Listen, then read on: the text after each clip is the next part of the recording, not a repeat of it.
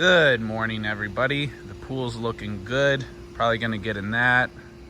Garden's looking great. Wait, Fulgham, what are you doing over there? Hold on, let me see if I can quickly get over here. What's up, Rob? Hey, Tim. Well, we're gonna harvest these sweet potatoes today, and before we do that, I wanted to get some cuttings off of these. We actually started these from the six-pack, and so I hadn't even thought about it, but I saw a video just the other day about using cuttings and rootings, and so I thought what I would do is go ahead and try that myself. I've not done this before, but I'm gonna go off of what I do know, and that is I'm looking for places that are already starting to show signs of rooting. Can you show? Yeah. Like these little bumps right in here, these are gonna be places where it's gonna send out. So I'm gonna, ooh, look at that. It's already sending out some milk. So I'm gonna put that in some water. Protect that, that'll go in the compost. I was just looking at this one earlier and thought that really looks healthy. I'm not seeing anything on here for nodes, but let's go ahead and just cut some of these leaves and let's see if we can put that one in and see what happens. Because that's a healthy looking, oh, wait. Nope, wrong. Sometimes things look good and they're not. No bueno.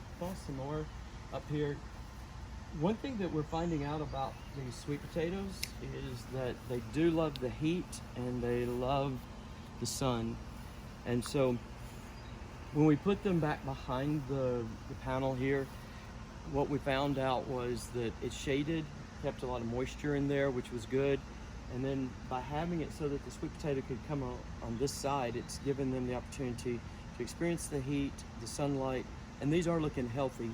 So I'm expecting us to be able to get some good rootings off of this. And as I said, Tim, we're gonna be harvesting one of these today to see what happens, see if they're actually ready. I'm gonna let you take care of that part. Oh, no way. But the next thing we're gonna do is we're gonna take these inside and we're gonna plant these in the aquaponics grow bed. We're gonna see if we can get them to root there. Then as soon as we can start to see some roots, we'll put them into some small containers, because I don't think there's gonna be enough time right now for us to get these back into a container, the ground, whatever, to give them time to produce before we don't have that heat and the sun anymore. So we're gonna have those ready to go next spring and plant them even earlier, so stay with us. Okay, we're back and we're in the aquaponics room. We're gonna be starting these in one of the grow beds. So I've got this one set up so that we can just put these cuttings right on in.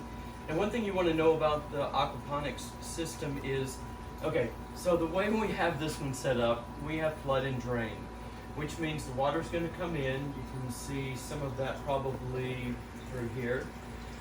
And it's constantly coming in, but we have a bell siphon over here that when the water comes in, and you can hear one of them draining right now. So when the bed reaches a certain level, the bell siphon causes all of the water in the grow bed to drain out, which now even this one is doing that. All right, so what ends up happening is we have a situation where the cuttings will be in water, they'll be out of water. So it's going to be a really good setup for them for growing those roots. Now, if we put these in seedling containers and some potting mix and stuff like that to get them started, we're gonna have to watch them closely with the water. The great thing about this is we won't have to do that because the water part's being taken care of itself. Also, it allows the roots to have the oxygen that it needs, so it's not going to develop all water roots. It will develop the proper roots that when we do transfer it into a larger container or into a seedling cup, that it's ready to go. So what we're going to do, one that actually fell out, this is a good hardy one. And it's a little longer than what I would like for right now, but I'm not seeing any good nodes on it where it's starting to root, except for maybe one right back in here. So this section right here is what I'm going to use to get it into the grow bed and stabilized, and then let it grow from there. Unfortunately, so that this really does have an opportunity to grow, I'm going to have to cut back this new stuff. So all I'm going to do, I'm just digging down into the clay pebbles. I have to do it sideways like this because I can't get it deep enough. But I'm just putting it down into the clay pebbles so it is locked in place and it's accessing the water the way it needs to.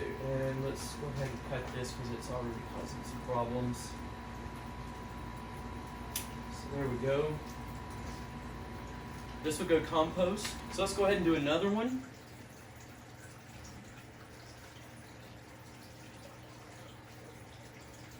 I had one earlier from this morning that had all of the nodes on it looking good, and I think it is this one right here. So we're going to cut some more off of this one.